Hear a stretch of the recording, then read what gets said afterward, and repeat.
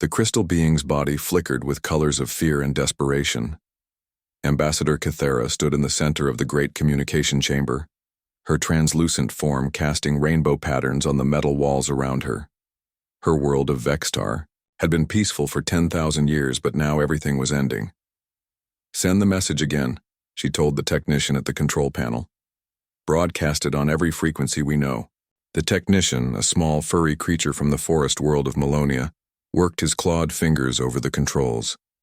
His ears drooped with sadness. "Ambassador, we have sent it 47 times already. No one is answering." Kythera looked through the great window at the stars beyond. Somewhere out there, the Zephyrian Empire was moving closer. They had already destroyed 12 peaceful worlds in the past year. Their massive warships left nothing but ash and empty space behind them. "Someone has to hear us," she whispered. Her voice made a sound like wind chimes in a gentle breeze. "The galaxy cannot end like this." The message had been simple. The Council of Peaceful Worlds needed help. They offered everything they had to any species that would stand with them against the Zephyrians. Their own ships were built for exploration and trade, not war. Their weapons were meant to clear asteroids from shipping lanes, not fight battles. 3 days ago, they had received the final warning from Admiral Vextak of the Zephyrian fleet. "Surrender now and serve us, or be destroyed like the others." The message had come with images of burning cities and empty planets. The Zephyrians took what they wanted and killed everything else. Dr. Veleth entered the chamber, her long legs carrying her tall, thin body with grace. She came from a world where gravity was weak, and her people had grown tall and delicate over millions of years. "Any response to our signal?" she asked. "Nothing," Kythera replied. "The nearest species that might help us are too far away. The Andromedans might come, but they would take months to reach us. We have days, maybe hours." Dr. Veleth's large eyes filled with tears that sparkled like diamonds. "Then we die as free beings. At least there is honor in that." Far across the galaxy, in a part of space no one from the Council had ever explored, Captain Jake Morrison sat in the command chair of the UES Endeavor. The ship was humanity's first attempt at deep space exploration beyond their home system. They had been traveling for 8 months looking for any sign that Earth was not alone in the universe. The bridge was quiet except for the soft humming of the ship's engines. Navigator Lisa Brooks studied star charts at her station, marking their position as they moved through the void. Chief Engineer Ryan Cole was below decks, making sure their new faster-than-light drive kept working properly. They were further from Earth than any human had ever traveled. "Captain," said Communications Specialist Tony Martinez from his station, "I'm picking up something strange on the long-range sensors." Morrison sat up straighter. "What kind of something?" "It's a signal. Very faint, but it's clearly artificial. Someone is broadcasting on multiple frequencies." Tony's fingers danced over his controls, trying to clean up the signal. "Sir, I think this might be what we've been looking for." Dr. Susan Parker came onto the bridge from the medical bay where she had been running routine health checks on the crew. She was a small woman with sharp eyes and quick hands. "Did I hear correctly? We found something?" Morrison nodded. "Tony, can you clean up that signal?" For the next hour, Tony worked with the ship's computer to decode the alien transmission. The mathematics were different, but mathematics worked the same way everywhere in the universe. Slowly, words began to form. "To any sentient species receiving this transmission, we are the last beacon of freedom in our galaxy. We seek aid from those who value liberty and justice. We offer what little we have in exchange for help against the Zephyrian menace." The bridge fell silent. Lisa Brooks was the first to speak. "My God, they're asking for help." The message continued with more details. The Council of Peaceful Worlds was facing destruction by an empire that had already wiped out dozens of civilizations. They were desperate. They were dying. They were calling out to anyone who might listen. Morrison looked at his crew. "What do you think?" Ryan Cole had come up from engineering when he heard about the signal. He was a big man with steady hands and a mind that could solve any technical problem. "Captain, we're just one ship. What could we possibly do against an entire empire? Dr. Parker crossed her arms. We can't just ignore this. These people are facing genocide. Lisa Brooks pulled up a star chart. The signal is coming from about 2 weeks away at maximum speed. We could reach them, but getting back to Earth would take months. Tony Martinez looked up from his station. Captain, there's more to this signal. They're sending technical data about their enemy. The Zephyrians sound like bad news, but... He paused, studying the information. Their military tactics are pretty basic. All brute force, no subtlety. Morrison stood up and walked to the main viewing screen, where stars stretched out in all directions. Humanity had wondered for centuries if they were alone. Now they knew they were not. Somewhere in the darkness, peaceful people were dying, while crying out for help. How long until we could contact Earth? He asked Lisa. At this distance? 3 days for a message to reach home, 3 days for a reply. That's if we can punch a signal through all this cosmic interference, Morrison thought. About Earth's history, humans had always fought against those who would destroy the innocent. It was part of who they were. Sometimes they failed, but they never stopped trying. Send a message to Earth Command, he decided. Tell them what we found. But we're not waiting for orders. Set course for the signal source. Dr. Parker smiled. You think we can help them? I don't know, Morrison admitted. But we're going to try. That's what humans do. As the UES Endeavour changed course toward the alien signal, none of the crew could imagine what they were heading into. They had no idea that the galaxy was full of species that had never known real hardship. They did not know that most intelligent life had evolved on gentle worlds with kind weather and no dangerous animals. They certainly could not guess that their home planet Earth would be seen as a nightmare world where only the strongest and most adaptable could survive. To the crew of the Endeavour, Earth was just home. It was the only world they knew. Back in Council space, Ambassador Cathera felt her crystal body growing dim with despair. The Zephyrian fleet would arrive in less than 48 hours. No one had answered their call for help. The peaceful species of the galaxy were about to learn that sometimes peace was not enough. Keep broadcasting, she told the technician. Until the very end, keep sending the signal. She did not know that her desperate message had already been heard. She did not know that help was coming from the one part of the galaxy no civilized species had ever explored. She did not know that the answer to her prayers was traveling through space at maximum speed, crewed by beings from a world so dangerous that it had forged them into something the galaxy had never seen before. The UES Endeavour raced through the void, carrying humanity toward its first contact with alien life. None of them knew they were about to become the most feared and respected species in the galaxy. They only knew that someone needed help, and they were going to provide it. Fergis. Message from the Council continued to broadcast into the darkness, but it was no longer unanswered. The Deathworlders were coming. The UES Endeavour dropped out of faster-than-light travel at the edge of an enormous refugee fleet. Captain Jake Morrison stared at the viewing screen in amazement. Hundreds of alien ships drifted in space, all different shapes and sizes. Some looked like giant flowers made of metal. Others were long and thin like needles. A few seemed to be made entirely of crystal that caught the light from nearby stars. My God, whispered Navigator Lisa Brooks. Look at them all. The alien ships were beautiful, but they were clearly not built for war. Their hulls were smooth and decorated with artistic patterns. Morrison could see no weapons, no armor plating, no signs that these people had ever expected to fight anyone. Communications specialist Tony Martinez worked at his station, trying to establish contact.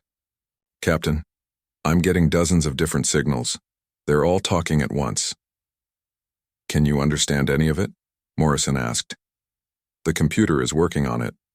Their mathematics seem similar to ours, so translation should be possible. Tony paused, listening to his headphones. Sir, I think they're scared. Really scared. A new voice came through the speakers, speaking in accented but clear English. Unknown vessel, please identify yourself. Are you with the Zephyrian Empire? Morrison stepped forward. This is Captain Jake Morrison of the United Earth ship Endeavor. We received your distress signal and came to help. We are not with any empire. There was a long silence, then the voice returned, filled with confusion. United Earth? We have no record of this species in our databases. What system are you from? The Sol system. Earth is our home planet, about 2 weeks' travel from here. Another pause. Longer this time. Morrison could hear excited voices talking in the background, but he could not understand their words. Captain Morrison, this is Ambassador Cathera of the Council of Peaceful Worlds. Would you be willing to come aboard our flagship for a meeting? We are desperate for any help. Chief Engineer Ryan Cole looked concerned. Captain, we don't know anything about these aliens. It could be dangerous. Dr. Susan Parker checked her medical scanner. I'm reading hundreds of different life signs on those ships. The diversity is incredible. Some are oxygen breathers like us, others use completely different gases. Morrison made his decision. Ambassador Cathara, we accept your invitation. Please send us docking instructions. 2 hours later, Morrison, Dr. Parker, and Tony Martinez stood in the airlock of the alien flagship. The ship was enormous, easily 10 times larger than the Endeavor. The walls were covered in patterns that seemed to move and change colors. The airlock opened with a soft hiss. Morrison stepped through and immediately noticed that the gravity was much lighter than on Earth. He felt like he could jump twice as high with no effort. The first alien he saw made him stop and stare. Ambassador Cathera was made of living crystal that reflected light in every direction. She was about 7 feet tall and moved with a flowing grace that seemed almost like dancing. When she spoke, her voice sounded like music. Welcome aboard, Captain Morrison. Thank you for coming so far to help us.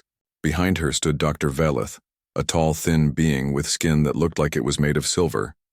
Her arms and legs were so long and delicate that Morrison worried they might break if she moved too quickly.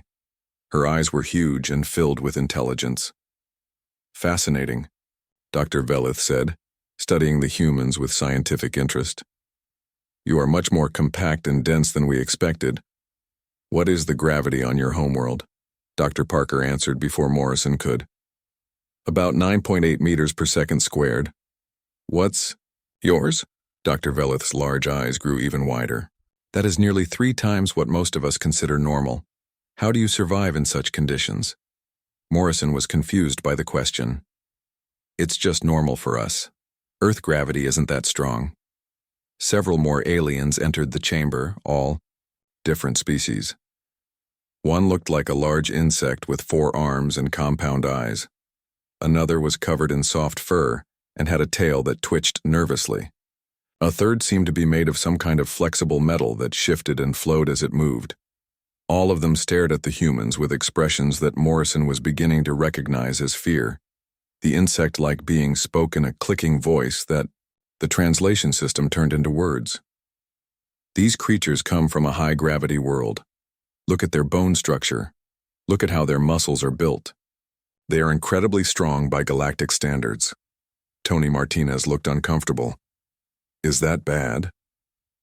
Ambassador Cathera tried to make her voice sound welcoming, but Morrison could hear the nervousness underneath. Not bad, just unexpected. Most intelligent species in the galaxy evolved on what you might call garden worlds. Gentle climates, stable weather, few dangerous animals. Dr. Parker pulled out a tablet showing pictures of Earth. Would you like to see our homeworld? She started with images of Earth's beauty, mountains covered in snow, oceans stretching to the horizon, forests filled with green trees. The aliens seemed impressed until Dr. Parker showed them a thunderstorm. Dr. Velith stepped backward in shock. What is that? Just a storm, Dr. Parker said. They're pretty common on Earth. Those lightning bolts could kill most of our species instantly, whispered the furry alien. And your people live through storms like that regularly? Morrison was starting to understand. Are you saying your worlds don't have dangerous weather? The metal being flowed closer, its form shifting as it moved. Captain, the deadliest weather phenomenon on my homeworld is what you might call a light breeze. That storm you just showed us would destroy our civilization. Dr. Parker scrolled to more images. A volcano erupting in the distance. A hurricane, seen from space. An earthquake that had cracked a road. With each picture, the aliens moved further away from the humans. "You live on a death world," Dr. Veleth said quietly. "A planet that kills everything weak or unprepared. Only the strongest and most adaptable species could survive there." Tony Martinez laughed, thinking it was a joke. "Death world? Earth is beautiful. Sure, it can be dangerous sometimes, but that's just nature." The laughter made several aliens flinch. Morrison realized that what humans considered normal, these peaceful species saw as terrifying. Ambassador Cathera tried to change the subject. "Tell us about your military. What kind of weapons do your ships carry?" Morrison described the Endeavor's basic defensive systems: kinetic barriers, point defense lasers, electronic warfare capabilities. Simple things that Earth's military had developed over centuries of warfare. The aliens looked at each other with growing amazement and fear. "You have systems designed specifically for deception?" asked the insect being. "You can make enemy sensors show false information?" "Of course," Morrison said. "It's basic military doctrine. Confuse the enemy, hit them where they don't expect it, use their own strength against them." Dr. Veleth was taking notes on a device that looked like it was made of living light. "These concepts are completely unknown to us. We have never needed to develop such things." "What do you mean?" Dr. Parker asked. Ambassador Cathera's crystal form dimmed with sadness. "For millions of years, the galaxy has been at peace. When conflicts arose, we solved them through negotiation and compromise. We never learned to fight because we never needed to fight." Morrison began to understand the scope of the problem. "Until the Zephyrians. Yes, they came from outside our galaxy, already equipped for war. Their ships are built to destroy and conquer. They don't negotiate. They don't show mercy. They simply take what they want." The insect being clicked nervously. "We tried to reason with them. We offered them trade agreements, cultural exchanges, anything they might want. They laughed at us and began destroying our worlds." Morrison felt a familiar anger building inside him. Throughout human history, bullies had always targeted the weak and peaceful. But humans had never been willing to let bullies win without a fight. "How long until they arrive here?" he asked. "Less than 2 days," Ambassador Cathara replied. "Our scouts report that their main fleet is already moving toward this system." Morrison looked at his crew. Dr. Parker nodded grimly. Tony Martinez cracked his knuckles, a sound that made several aliens jump. These peaceful species needed protection, and humans knew how to protect people. "We're going to help you," Morrison announced. "But you need to understand something. We're not like you. Where we come from, everything is trying to kill you from the moment you're born. We learned to fight back." Dr. Veleth stared at him with her enormous eyes. "You would risk your lives for strangers?" Morrison smiled, and the expression seemed to frighten the aliens even more than his earlier descriptions of Earth's dangers. "Lady, that's what humans do." The alarm sirens on the Council flagship wailed through the corridors like dying animals. Captain Jake Morrison rushed to the bridge with Dr. Susan Parker and Tony Martinez close behind him. The peaceful aliens moved in panic, their graceful movements turning clumsy with fear. Ambassador Cathera's crystal body flickered rapidly between red and orange. Colors that Morrison was learning meant extreme distress. "They are here sooner than we expected," she said, her musical voice now sharp with terror. "The Zephyrian fleet has just dropped out of faster-than-light travel." Morrison looked at the main viewing screen and felt his breath catch. The enemy fleet was massive beyond anything he had imagined. Hundreds of dark ships hung in space like a swarm of metal insects. Each ship was at least 3 times larger than the biggest vessel in the Council fleet. Dr. Veleth worked frantically at a control station, her long silver fingers dancing over alien controls. "Admiral Vextak is broadcasting on all frequencies," she reported. "He demands immediate surrender of all Council forces." The main screen changed to show the interior of the Zephyrian flagship. Admiral Vextak stood in the center of a dark bridge, surrounded by his officers. He was tall and broad, with gray skin covered in natural armor plating. His eyes glowed red in the dim light, and when he spoke, Morrison could see rows of sharp teeth. "People of the Council," Vextac's voice boomed through the speakers. "You have 30 minutes to surrender your ships and prepare for transport to labor camps. Any vessel that attempts to flee will be destroyed immediately." The alien officers around Vextac looked similar to their leader but smaller. They wore black uniforms covered in spikes and carried weapons that hummed with deadly energy. Their ship's bridge was designed to intimidate, with sharp edges everywhere and screens showing the destruction of other worlds. Morrison studied the enemy broadcast carefully. As a human military officer, he had been trained to analyze opponents and look for weaknesses. What he saw surprised him. "Tony," he said quietly to Martinez, "are you recording this?" "Every second, Captain." "Good. I want to study their formation when the transmission ends." Dr. Parker moved closer to Morrison. "What are you thinking?" "I'm thinking these Zephyrians might not be as tough as they look." Ambassador Kythera heard him and turned with confusion. "Captain, they have destroyed 12 worlds. How can they not be tough?" Morrison pointed at the viewing screen. "Look at how they're positioned. Every ship is in a perfect line, all facing the same direction. No scouts out on the flanks. No reserve force held back in case something goes wrong. They're arranged like they're on parade, not like they're expecting a fight." The furry alien that Morrison had met earlier approached them nervously. "I am Engineer Bix from the world Melonia," he said. "What do you mean about their positioning?" "They've never fought anyone who fought back," Morrison explained. "Look at their formation. It's designed for intimidation, not for battle. They expect you to surrender as soon as you see them." Dr. Veleth looked up from her station. "But Captain, they have superior numbers and firepower. What does formation matter against such odds?" Morrison smiled grimly. "Everything matters in a fight. Tony, can you get detailed scans of their ships?" Tony Martinez worked at his portable equipment that he had brought from the Endeavor. "I'm getting good readings, Captain. Their ships are big, but..." He paused, studying the data. "Sir, their design is really strange." "How so?" "They're built for straight-line attacks. All their weapons point forward. They have almost no defense on their sides or rear, and their shields seem to be focused on protecting against energy weapons, not physical projectiles."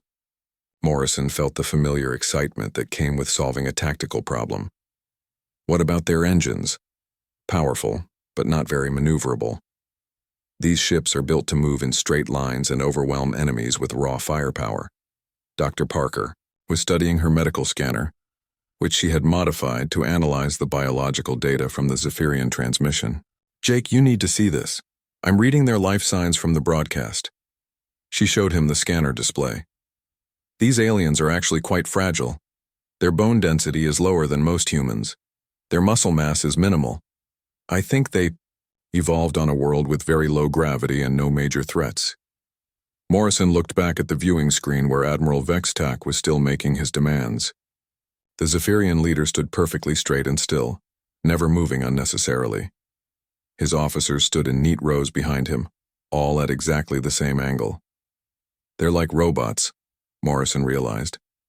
"Everything is precise and predictable." Engineer Bix's ears perked up with interest. "What do you mean, Captain?" "Watch how they move. Everything is done the same way every time. No improvisation, no adaptation. They follow a script." Chief Engineer Ryan Cole's voice came through Morrison's communicator. He had returned to the Endeavor to analyze the Zephyrian ships from there.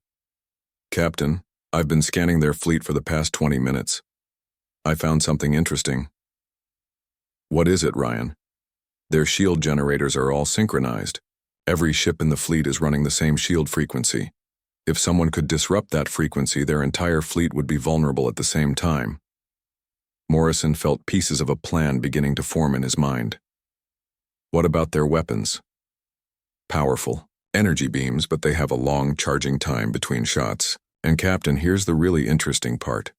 Their communication system is completely unencrypted." Tony Martinez looked up with excitement. "No encryption at all?" "None," Ryan confirmed.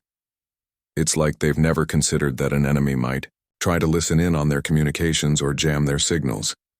Ambassador Kythera moved closer to the humans, her crystal form now flickering with colors Morrison had not seen before. "You speak as if you can defeat them," she said with wonder. "How is this possible?" Morrison looked around at the alien officers surrounding him. They were all staring at him and his crew with expressions of hope mixed with disbelief. "Because they've never fought anyone like us," Morrison said simply. "They've conquered 12 worlds, but what kind of worlds were they?" Dr. Veleth consulted her records. Garden worlds, all of them. Peaceful civilizations with no military experience. "That's what I thought. They've never encountered real resistance. They show up, make threats, and everyone surrenders. They've gotten soft." Engineer Bix's tail twitched with nervous energy. "But Captain, even if they are predictable, they still have hundreds of ships." Dr. Parker checked her scanner again. "Jake, I'm detecting something else about their biology. Their stress hormone levels are very low. I don't think they're used to dealing with unexpected situations." Morrison nodded. "That makes sense. Everything in their military is based on overwhelming force and intimidation. They probably haven't had to actually fight a battle in decades." The 30-minute deadline Admiral Vextak had given was almost up. The Zephyrian fleet began moving into attack formation, but even their attack pattern was predictable. They formed perfect lines and moved forward slowly, giving their enemies time to see their power and surrender. "Captain," Tony said urgently, "they're charging weapons." Morrison looked at Ambassador Cathera. "How many ships do you have that can still fight?" "Perhaps 30 vessels with any kind of weapons at all, but they are designed for clearing space debris, not for battle." "That might be enough," Morrison said, "but I need to know something. Are you willing to trust us completely? Are you willing to follow human tactics even if they seem strange or dangerous to you?" The crystal being looked around at her fellow council members. The insect-like alien clicked nervously. Engineer Bix's ears drooped with fear. Dr. Veleth's large eyes were wide with terror. But Ambassador Cathera stood straighter and her body began to glow with a steady blue light.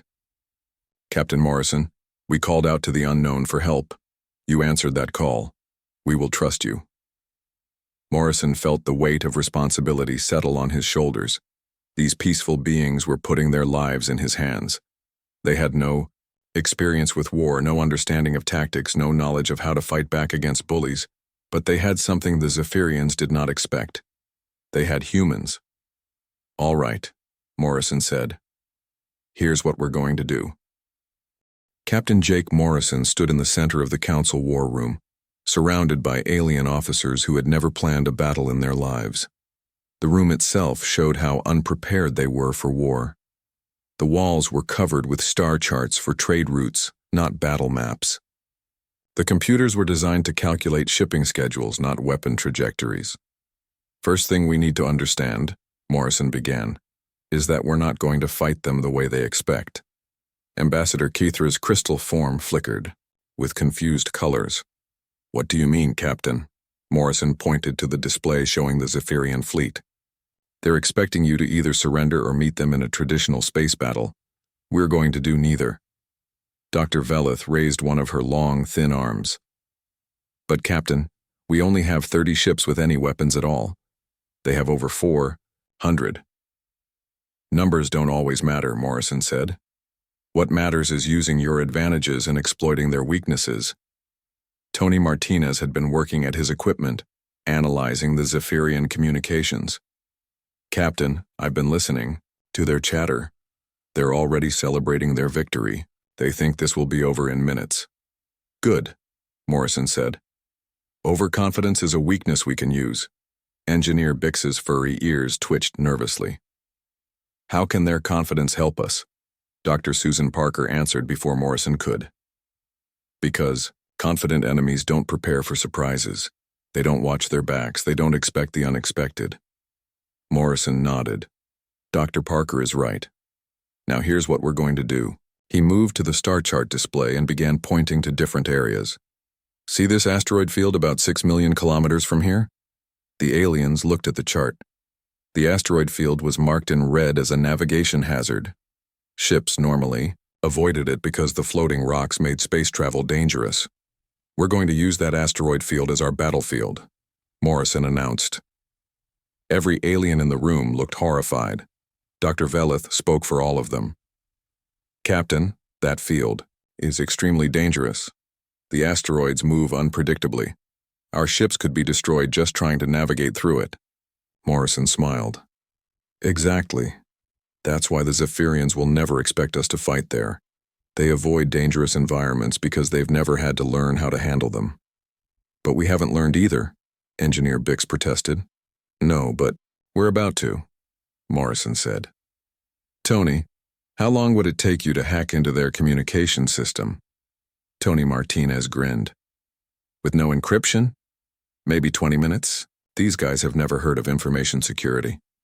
Morrison turned to the alien officers. "On Earth, we have something called electronic warfare. We use computers to attack enemy computers. We can make their sensors show false information. We can jam their communications. We can even take control of their systems if we're good enough." The insect-like officer clicked rapidly, which the translator turned into excited speech. "You can make their own technology work against them?" "That's the idea," Morrison confirmed.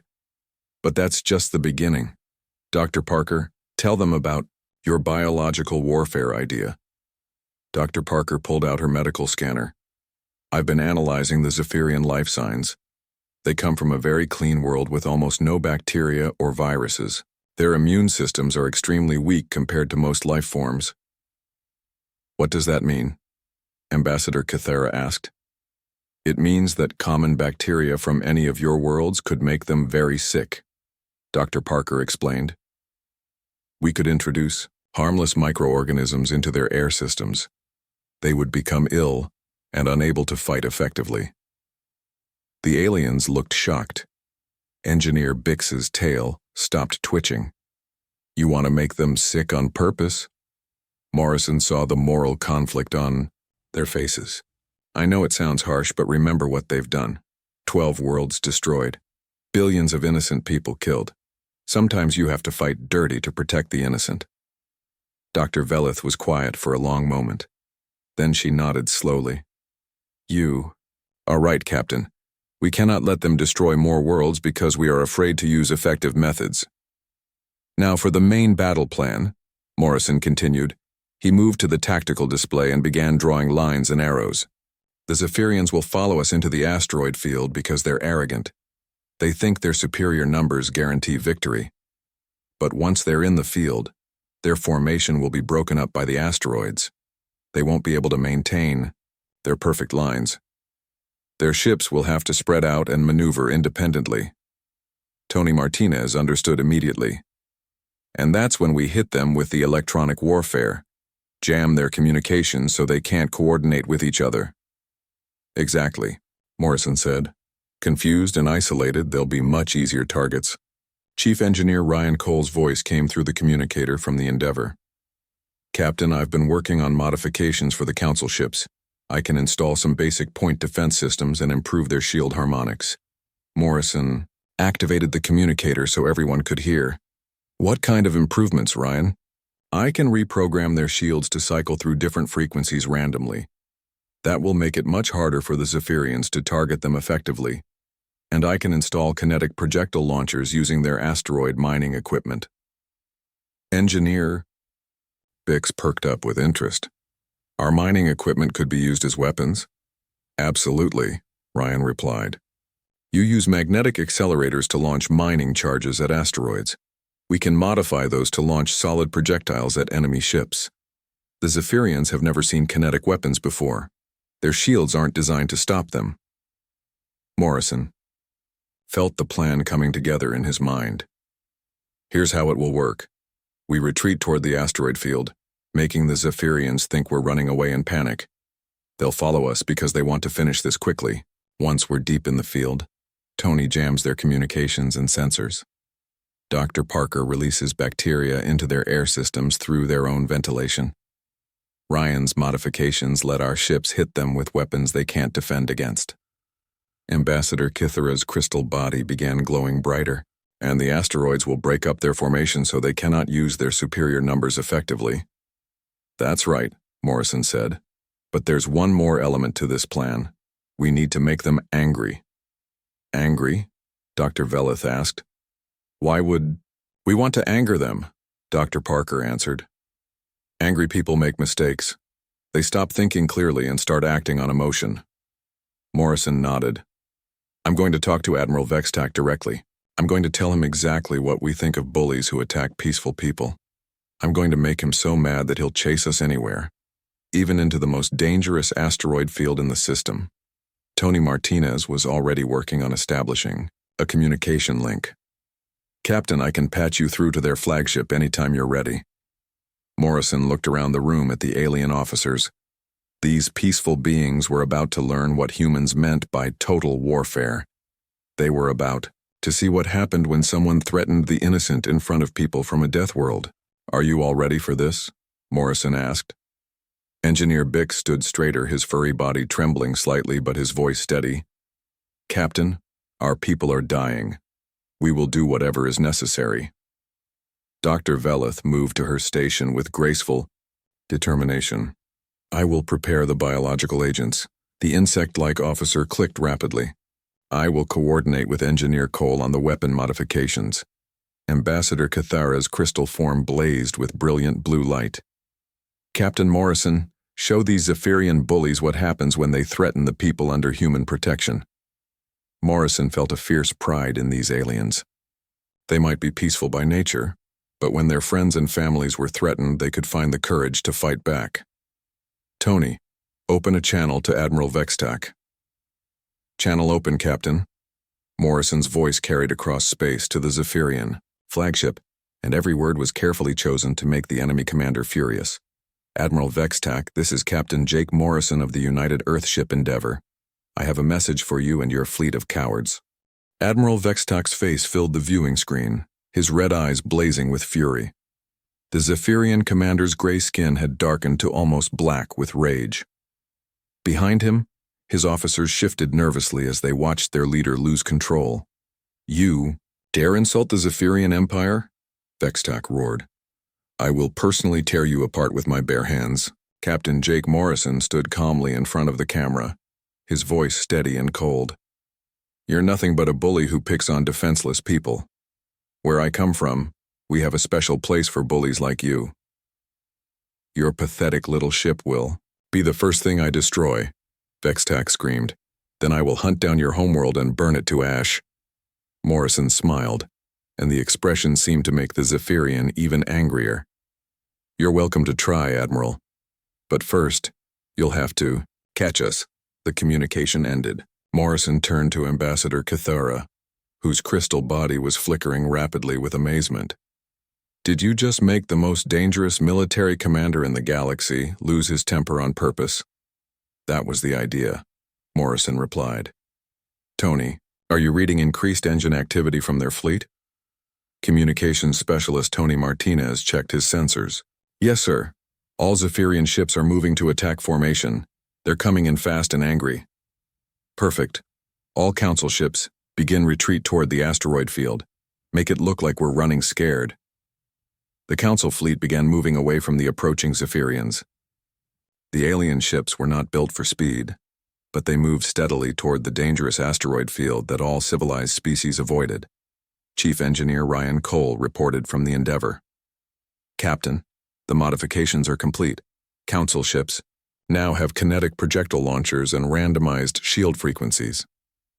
Dr. Susan Parker was working at a biology station that the aliens had quickly set up for her. Bacterial agents are ready. I can introduce them into Zephyrian life support systems as soon as Tony gets me access. Engineer Bix coordinated with his fellow technicians across the fleet. All ships report ready, Captain Morrison, though I must say, we are all terrified. Morrison understood their fear. These peaceful beings had never fought a battle in their lives. Now they were about to face the most dangerous military force in the galaxy using tactics that seemed like madness to them. Fear is normal, Morrison told them, but remember why we're fighting. Those ships behind us have destroyed 12 worlds. They've killed billions of innocent people. Today we make sure they never kill anyone again. The asteroid field loomed ahead of them, a maze of spinning rocks and debris that stretched for millions of kilometers in every direction. The Council ships entered the field carefully, using their superior maneuvering systems to weave between the floating mountains of stone and metal. Behind them, the Zephyrian fleet followed without hesitation. Admiral Vextac was too angry to think clearly about the dangers. He wanted to destroy the humans who had insulted him, and he wanted to do it quickly. "They're entering the field," Tony reported. "Their formation is already starting to break up." Morrison watched the tactical display as the neat lines of Zephyrian ships began to spread out and separate. The asteroids forced them to maneuver individually instead of moving as a coordinated fleet. "Now, Tony, hit them with everything you've got." Tony Martinez unleashed every piece of electronic warfare that human military science had developed. He jammed Zephyrian communications, blinded their sensors, and filled their computer systems with false information. The enemy fleet suddenly found themselves isolated and confused in a dangerous environment. Dr. Parker activated her biological weapons. Using backdoors that Tony had created in the Zephyrian computer systems, she introduced Earth bacteria into their life support systems. Within minutes, enemy crew members began falling ill as their weak immune systems tried to fight off organisms they had never encountered. The first Zephyrian ship to suffer a system failure crashed into a large asteroid. The impact tore the vessel apart, scattering debris across the battlefield. Admiral Vextac's furious voice came through the static-filled communications. "What is happening? Why can't I contact my ships?" "Because you've never fought anyone who fights back," Morrison replied on an open channel. "Welcome to war, Admiral." Ryan Cole's modifications proved their worth as the first exchange of weapons fire began. The Zephyrian energy beams struck Council ship shields that flickered and changed frequency every few seconds. Most of the enemy shots were deflected harmlessly into space. Meanwhile, the Council ships launched their new kinetic projectiles. Solid chunks of metal accelerated to incredible speeds, struck Zephyrian hulls that had no defense against physical impacts. The enemy shields, designed only to stop energy weapons, were useless against the kinetic attacks. Engineer Bix's voice came through the communicator, filled with excitement and terror. "Captain Morrison, it's working. Their shields cannot stop our projectiles." The battle raged through the asteroid field as hundreds of ships maneuvered around floating mountains of rock. The Zephyrians, used to fighting in open space with perfect formations, struggled to adapt to the chaotic environment. Dr. Valeth coordinated the Council ships with surprising skill. Her scientific mind quickly understood the tactical principles Morrison had taught them. "Squadron 7, use Asteroid Cluster 42 as cover. Squadron 3, flank them from the left while they're distracted." Morrison felt proud watching. The peaceful aliens learned to fight. They might not have any experience with warfare, but they were intelligent and adaptable.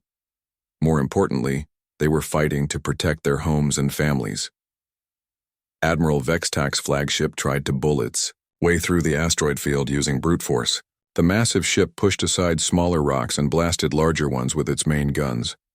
But the constant maneuvering and impacts had damaged its hull, and the biological weapons were affecting his crew. "Admiral," one of his officers reported, weakly, "half our crew is too sick to work. Our communications are still jammed. We cannot coordinate with the rest of the fleet." Vextac's rage was now mixed with something he had never felt before in battle. Fear. His perfect fleet was being torn apart by primitives using tactics he did not understand. Morrison opened another communication channel. "Admiral Vextac, I'm offering you one chance to surrender. Order your ships to stand down and withdraw from Council space." "Never," Vextac roared, though his voice was weaker than before. "The Zephyrian Empire does not surrender." "Then you'll share the fate of all bullies," Morrison replied sadly. "Tony, Dr. Parker, finish this." The final phase of the battle was swift and decisive. Tony Martinez gained complete control of the Zephyrian computer systems, turning their own weapons against them. Dr. Parker's biological agents spread through their entire fleet, leaving most of the enemy crews too sick to fight. One by one, Zephyrian ships began to surrender or retreat. Those that tried to continue fighting found themselves outmaneuvered and overwhelmed by Council vessels that fought with deadly precision under human guidance. Admiral Vextac's flagship was the last to fall. Surrounded by Council ships and crippled by system failures, the great vessel finally powered down its weapons. "This is impossible." Vextac whispered, as Morrison's face appeared on his screen one final time. We have conquered 50 worlds. We are the greatest military force in the galaxy. Morrison looked at the defeated Admiral with something that might have been pity. No, Admiral. You were bullies who had never met anyone willing to fight back. There's a difference. The battle was over. The Zephyrian fleet, what remained of it, limped away into deep space. They would never again threaten the peaceful worlds of the galaxy. Ambassador Cathara stood beside Morrison on the bridge of the Council flagship. Her crystal body glowed with colors he had never seen before, patterns that somehow conveyed deep gratitude and wonder. Captain Morrison, how can we ever thank you? Morrison looked out at the stars where the Council ships were already beginning. Rescue operations for survivors from both sides of the battle. Just remember that there are people in this galaxy who will always stand up to bullies. You called for help and we came. That's what neighbors do. Dr. Velith approached them, her large eyes bright with tears of relief. What happens now? Morrison smiled. Now you rebuild. You help the refugees. You make sure this never happens again. And if you ever need help, you know where to find us. The galaxy had learned that peace was worth fighting for, and that sometimes the most unlikely allies came from the most dangerous places. The Deathworlders had arrived when called, and they would remain as guardians of those who chose peace over conquest. Earth had found its place among the stars.